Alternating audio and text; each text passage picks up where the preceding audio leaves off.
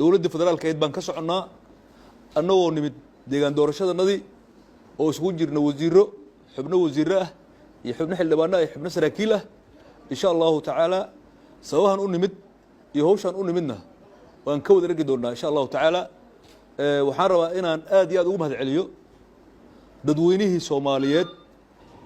ee shacabka reegado gaar ahaan magaalada Garbaharey ee qeyrada wadaninimo muujiyay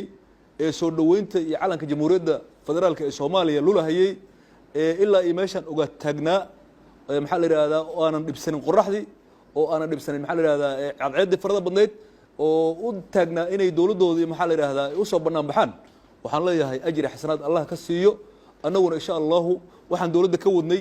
iyo maxaa la yiraahdaa qorshaha dawladda iyo muxuu ahaa xukuumadda dan qaran qorshaheeda dhammaan waa idin ka dharjin doonaa haddii Ilaahay ka dhigo war gaaban waxa la yiraahdaa waqti gaaban warkiisa la gaabane hadda waxa weey waqti kulul warkiisa la gaaban weeye insha Allah dib baan isku soo noqon doonaa